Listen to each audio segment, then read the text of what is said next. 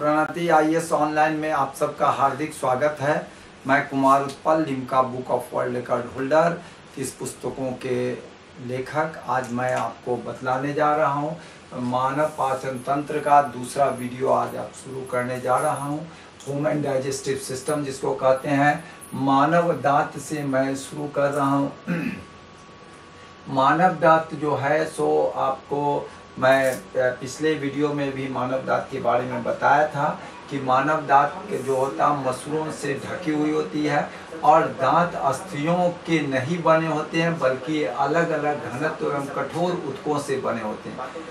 आपको यह जो होता है हड्डी से नहीं बने होते हैं, यह जो होते हैं आपको अलग अलग घनत्व एवं कठोर ऊतकों से बने होते हैं। ये ध्यान रखिएगा, यह कठोर ऊतक से बने होते हैं, यह अस्थियों के नहीं बने होते हैं। यह बार बार प्रश्न पूछा जाता है, इसको ध्यान रखेंगे। बहुत सारे बच्चे सोचते हैं कि हड्डी से बने होते हैं, यह हड्डी के नहीं बने होते हैं।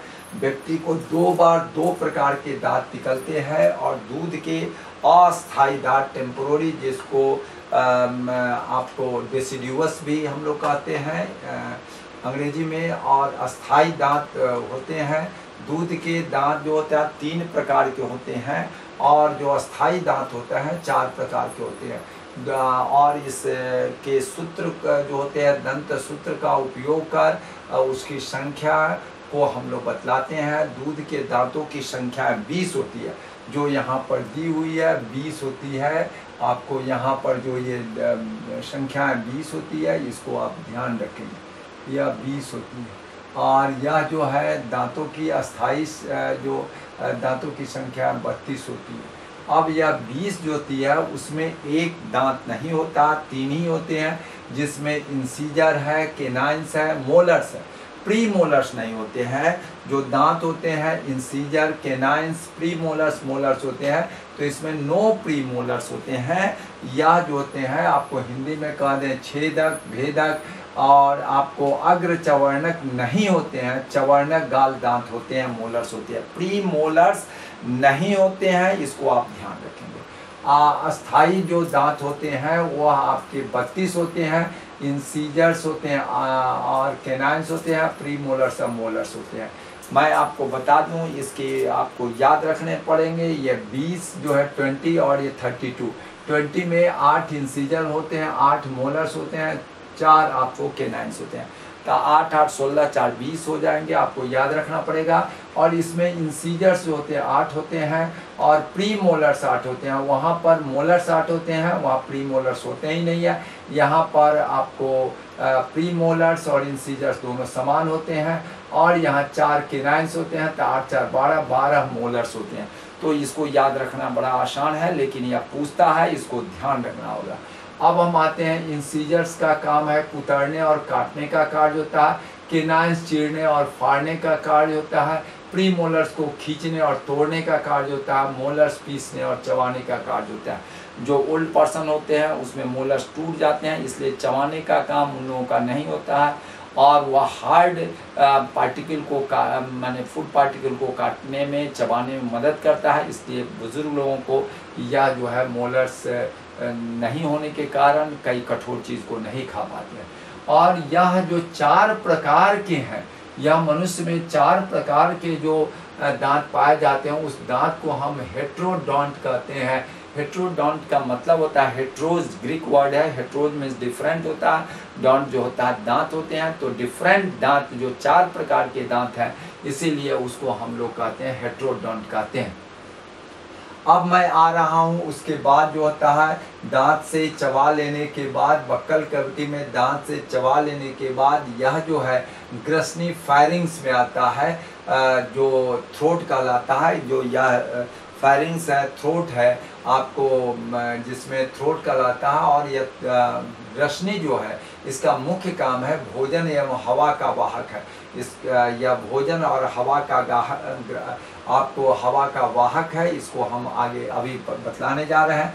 मुख गुहा, बक्कल कैविटी, यह जो है आपको बक्कल कैविटी है। बक्कल कैविटी से सबसे पहले ये ग्रसनी में आता है, फेरिंक्स में आता है, और जिसमें भोजन निकल के श्वास लेने का जो कार्य है, दो समान मार्ग होता है। यहाँ पर आप देखेंगे दो समान मार्ग है। एक मार्ग यहाँ पर जो है यह ओएसोफेगस में जाता है, यह ओएसोफेगस में जाता है, और यह जो है यह भी भोजन करते समय यह ओएसोफेगस में जाता है। भोजन खुल जाने पर यह जो है लैरिंग्स के द्वारा ट्रैकिया और लंग्स में जाते हैं। तो यह आपका दो रास्ता यहीं पर बढ़ता है। तो यह जो है दो समान मार्ग छिद्र होते हैं, जिसमें एक जो होता है गलेट और ओएसोफेगस, जिसकी हमने चर्चा किया। ओएसोफेगस के द्वारा यह जो है जाता है आपको आमाशय में जाता है, स्टोमक में जाता है, और आपको दूसरा जो है श्वास नली जो है लैरिंग्स के द्वारा ट्रैकिया में जाता है। इसको ध्यान रखेंगे। और यह कंठ द्वार से आगे की ओर एक चपटी संरचना पाई जाती है, जिसको एपिग्लोटिस कहते हैं। यहीं पर एपिग्लोटिस अवस्थित रहता है, जो यह काम करता है। मैं आपको आगे बता रहा हूं कि यह जो आपका यहाँ पर थोड़ा सा आप चर्चा करेंगे। बक्कल कैविटी की भी हम चर्चा थोड़ा कर देना चाहते हैं। और यह बक्कल कैविटी जो है, इसमें जो मानव का जो बक्कल कैविटी है, इसमें तीन आपको ग्लैंड्स होते हैं। बक्कल कैविटी जो मुंह का जो बक्कल कैविटी है, जिसको हम लोग आपको गुहा कहते हैं, आपको ये जो है इसमें आपका तीन तरह के आपको डाइजेस्टिव ग्लैंड्स पाए जाते हैं। बक्कल कैविटी में तीन तरह के, जिसको मुख गुहा कहा जाता है। एक जो है ये जो आपको दिखाई पड़ रहा है, अंगूर के गुच्छे के समान दिखाई पड़ रहा है, उसको हम पैरोटीड ग्लैंड्स कहते हैं। ये जो है पैरोटीड ग्लैंड से कहलाता है। या जो है आपको पैरोटीड ग्लैंड्स होता है, या तीन जो होता है पैरोटीड ग्लैंड्स होते हैं। आपको सब लिंगुअल, यहाँ आपको सब लिंगुअल ग्लैंड्स होते हैं, और सब मैंडिबुलर, जिसको सब मैक्सिलरी ग्लैंड्स भी कहते हैं।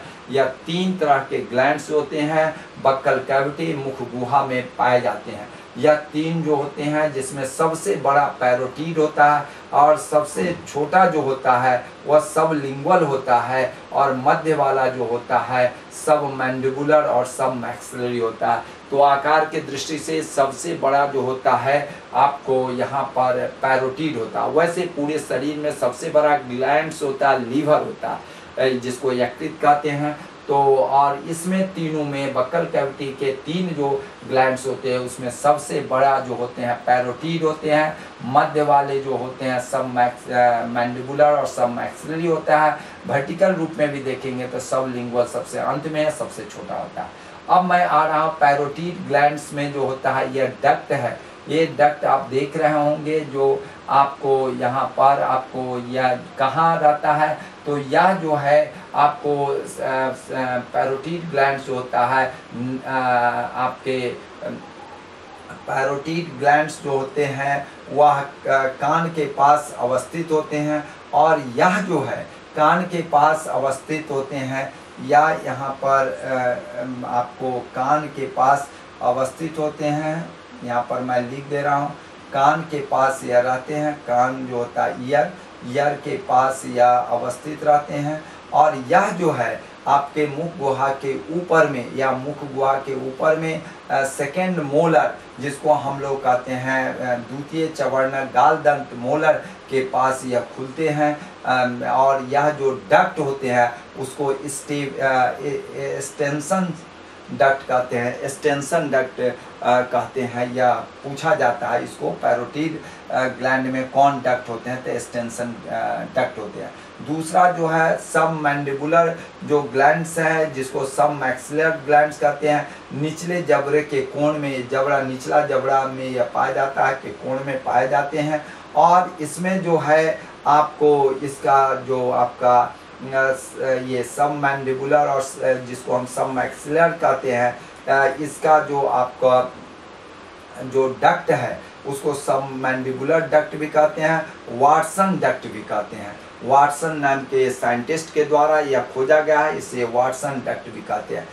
तीसरा है सबलिंगुअल डक्ट जो होता है, यह सबसे छोटा सलेवरी ग्रंथि है जो जीभ के नीचे पाया जाता है। यहाँ आप देख रहे होंगे जीभ के नीचे पाया जाता है। यहाँ पर जो डक्ट है उसको हम डक्ट ऑफ रिविनस कहते हैं और इसको सबलिंगुअल डक्ट भी कहते हैं। तो 3 डक्ट और 3 ग्लैंड्स ये बराबर पूछे जाते हैं और ये तीनों को मिला करके हम सलेवरी ग्लैंड्स कहते हैं, जो पैरोटिड ग्लैंड्स है, सब मैंडिबुलर ग्लैंड्स है और आपको सबलिंगुअल ग्लैंड्स है। तीनों ग्लैंड्स को हम लोग सलेवरी ग्लैंड्स कहते हैं। तो मुख में जो सलेवरी ग्लैंड्स पाए जाते हैं, यहाँ पर आपको सलेवरी ग्लैंड्स जो पाए जाते हैं, यह तीनों ग्लैंड्स जो है, यह तीनों ग्लैंड्स आपके जो आपको दिखाई पड़ रहा पैरोटिड है, यहाँ पर आपको यह जो है सब मैंडिबुलर है और सब लिंगुअल है। ये तीनों ग्लैंड्स जो है या जो है सैलेवरी ग्लैंड्स कहलाता है।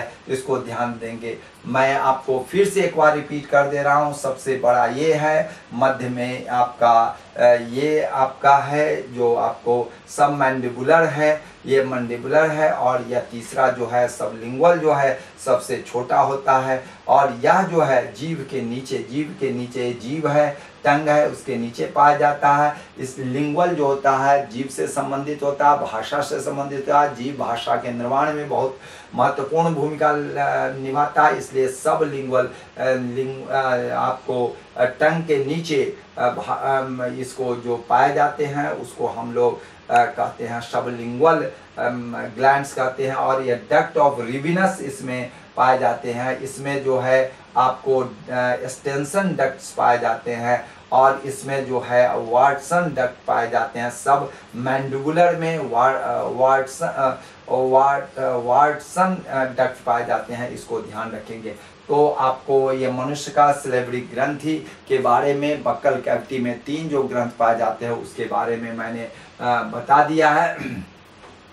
इसके बाद मैं आपको इस चित्र पर आपको ध्यान आकृष्ट करूंगा। बक्कल कैविटी में आप देख रहे होंगे ऊपर में यह जौ है, ऊपरी जबड़ा है जिसमें दांत है। दांत 4 तरह के आपको हमने चर्चा कर ही दिया है। इंसीजर्स है, केनाइंस है, प्रीमोलर्स है, मोलर्स है। इधर से अगर करेंगे तो इंसीजर्स है, केनाइंस है, प्रीमोलर्स है, अमोलर्स है। तो यह आपको ध्यान देंगे। इधर से भी इंसीजर्स है, सॉरी इधर से आपका मोलर्स है, प्री मोलर्स है, इंसीजर्स है और आपका केनाइंस है और तब इंसीजर्स है। 4 इधर मोलर है, इधर आपका इंसीजर्स है। इसको ध्यान रखेंगे। और यह जो है यूविला है जो ये कॉनिकल स्ट्रक्चर यूविला है। और ये जो है सॉफ्ट पैलेट है और ऊपर वाला जो तालु हार्ड पैलेट है। हार्ड पैलेट में यह उभार लगता है जिसको रगी कहते हैं, रग भी कहते हैं, रगी भी कहलाता है। जो मैंने यहाँ लिख दिया 36 जुबार जो रगी कहलाता है, ये सब रगी कहलाता है। जो हार्ड पैलेट है, सॉफ्ट पैलेट बगल में है। यूबुला जो है सो यह यूबुला कहलाता है। और यह बगल में जो है पैलेटाइन टॉन्सिल, यह टॉन्सिल है, यहाँ टॉन्सिल है। और यह जो है लिंगुअल है और यह लिंगुअल फ्रीनूलम है। ये लिंगुअल फ्रीनूलम है जहाँ से जीभ जो है जुड़ता है, जहाँ से जीभ जुड़ा हुआ रहता है एंड में, उसको हम आपको कहते हैं लिंगुअल फ्रीनूलम कहते हैं। तो यह बक्कल कैविटी की संरचना हो गई। अब उसी को थोड़ा सा और हम विस्तार में आपको बता रहे हैं। यह नेशनल कैविटी यहाँ पर है, सॉफ्ट पैलेट है जो सॉफ्ट पैलेट की आपको चर्चा किया है। उसके बाद है यहाँ पर जो है नेजोफायरिंग्स है और नेजोफायरिंग्स के बगल में ही स्ट्यूकियन ट्यूब है जो यह बड़ा महत्वपूर्ण है, यह पूछा जाता है। और इसके बाद जो है नाक से नेजोफायरिंग्स जो है नाक से जुड़े हुए रहते हैं। यूविला है, यूविला जो है यहाँ पर है। और ओरोफायरिंग्स जो है उसके बाद है, नेजोफायरिंग्स के बाद ओरोफायरिंग्स है। फायरिंग्स के जो पार्ट्स है उसके बाद लैरिंगोफायरिंग्स है जो यहाँ पर है। और यहाँ पर जो है लैरिंग्स यहाँ से स्टार्ट होता है और बाद में ट्रैकिया के बाद लंग्स में जाता है। और इधर फूड आइटम इधर से ओसोफेगस से जाता है। हार्ड पैलेट इधर है, सॉफ्ट पैलेट आपको हम बताए हैं, सॉफ्ट पैलेट यहाँ है। ओरल कैविटी आप जान ही रहे हैं, यहाँ पर ओरल कैविटी है। और यह जो है आपको फेरिंग्स का या कई फेरिंग्स है, जिसमें एक नेजो फेरिंग्स है, दूसरा जो है ओरो फेरिंग्स है, तीसरा जो है लैरिंगो फेरिंग्स है। 3 तरह के फेरिंग्स है जिसकी चर्चा हमने आपको बता दिया। इस संरचना को आप एकदम ध्यान रखेंगे। आपके जो वीडियो है उस वीडियो में मैं मटेरियल्स एंड फोटोग्राफ्स दोनों डाल रहा हूँ, लिंक किया हुआ है, आप उसको जरूर देख लेंगे। मैं आप आगे बढ़ रहा हूँ। यह जो है आपको मैं थोड़ा सा आगे बढ़ रहा हूँ। यहाँ पर मैंने मनुष्य का आमाशय फूड जो है आपको मैं यहाँ बताया। बक्कल कैविटी से पहले ग्रसनी में आता है, ग्रसनी से आपको आ जाता है ग्रास नली। यह ग्रास नली 3 भागों में होता है। यह सर्वाइकल पार्ट है, यह जो है थोरेसिक पार्ट है, और यह जो है एब्डोमेन पार्ट है, एब्डोमिनल है। तो 3 पार्ट होता है ग्रास नली का।